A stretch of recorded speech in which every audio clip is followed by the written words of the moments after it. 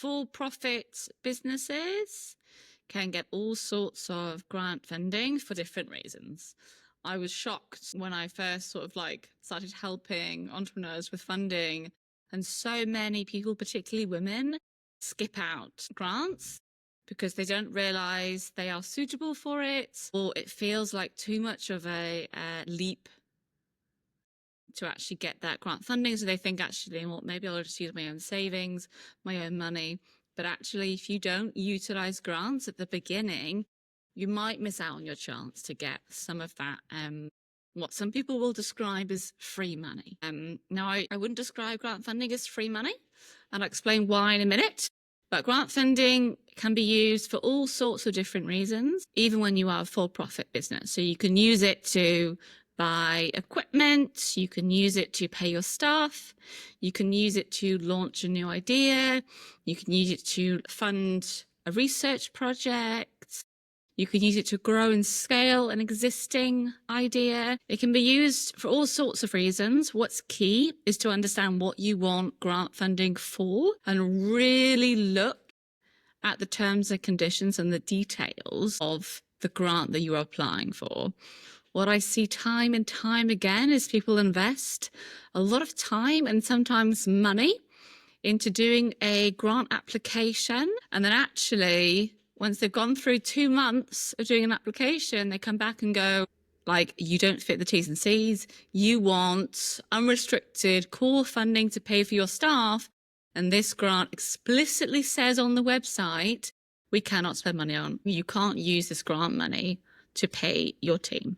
So really have a look at the details. One story that comes to mind, I was running a workshop a few months ago, and somebody gave me a really excellent example of how this went very wrong for them. They had applied for grant funding and they'd spent 2 or 3 days on an application, not really looked at the details, just thought, you know what, it's 10 grand.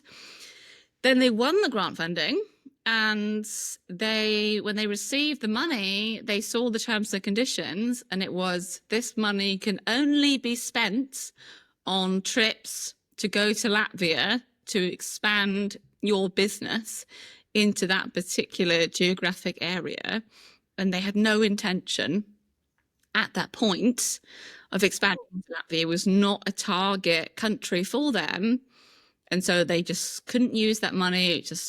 It had to go back to them. So really spend your time looking at the T's and C's. First of all, it's so common.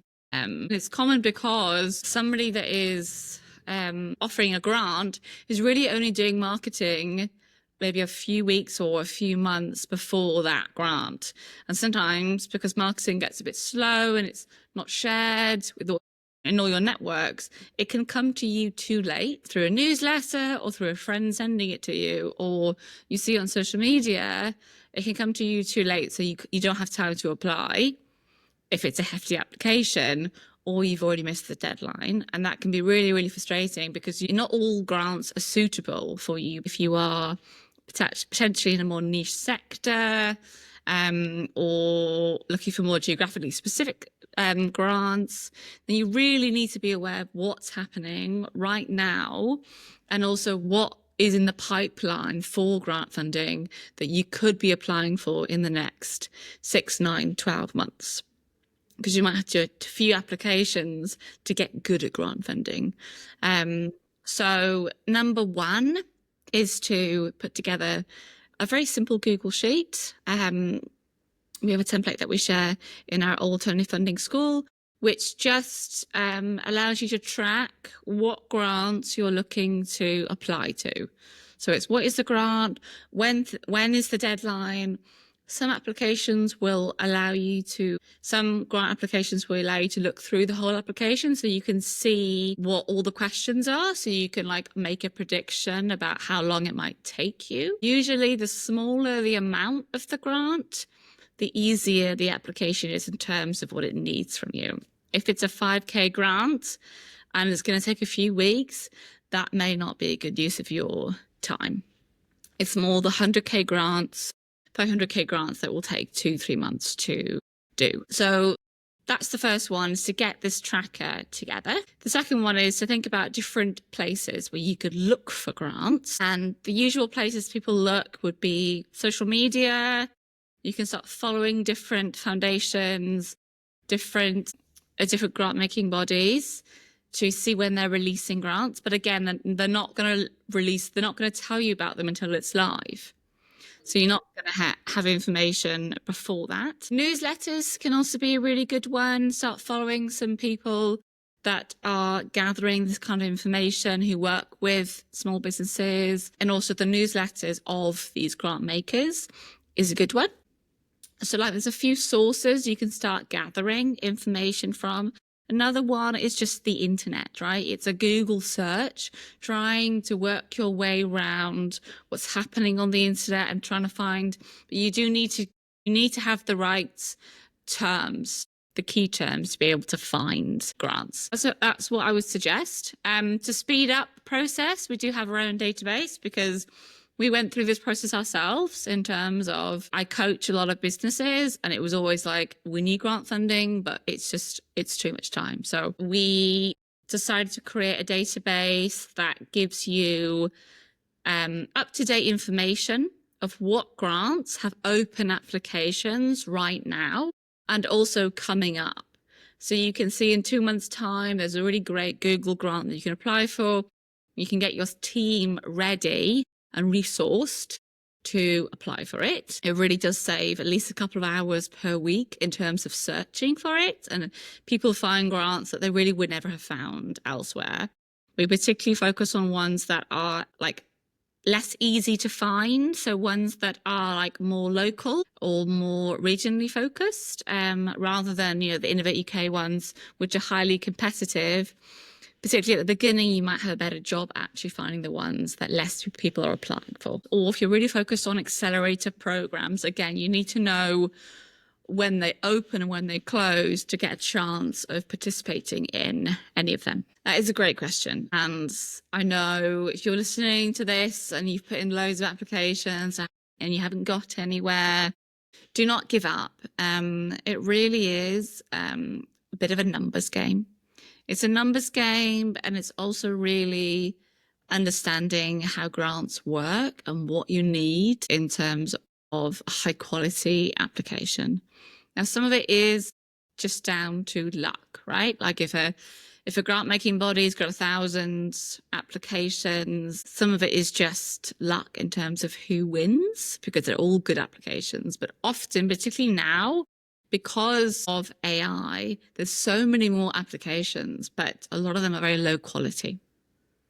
So yes, the numbers might look scary for you, but actually, if you look underneath, if you actually were to look into the applications, a lot of them are just terrible. So there's an opportunity here to use AI as something helpful to improve the quality of your applications, but not to replace a human in being able to do it. So we ran a really good event on using AI for your grant applications as part of the subscription, live funding database subscription, with Louise, around how could you, if you wanted to, use AI to get more to, how could you use AI to build a knowledge hub for your application? So you're not just putting all this effort in for one application, you're using that application again and again and again and repurposing it, and then as a human tailoring it to that particular application. So I think definitely be using AI, but in smart ways and not to replace humans. Definitely to increase your chances, read the T's and C's of these applications. If you read it and go, oh, that's kind of me, but also it's not quite right, then the chances are that someone else is going to apply that really fits the need, and the person reading the application is going to know that. So don't waste your time, unless it's obviously a really short application, then it's just a chance, isn't it? The third piece of advice I would have is, I think people don't do this enough, is speak to people that have won the grant you want to apply for. So we run a lot of events with founders that have won grant funding, and it's so useful to hear, like, both in terms of what they put in the application that they thought was helpful, but also in terms of like how that grant maker, like how did they support you? Was the grant useful? Were they quite, hands-on? Like, what was that experience? Because it helps you understand what the grant maker is looking for in an application. And also, again, is it useful to apply for it? Or like, I ran a workshop a few weeks ago and somebody said that they had a 10K grant, and every week over 2 months, they had to send in a detailed report every week on how they were using that grant. It took them about 3 hours. 3 hours across 8 weeks. You're not making much money from that grant, really, if you really tie your time to money. So, yeah, those would be my hints and tips.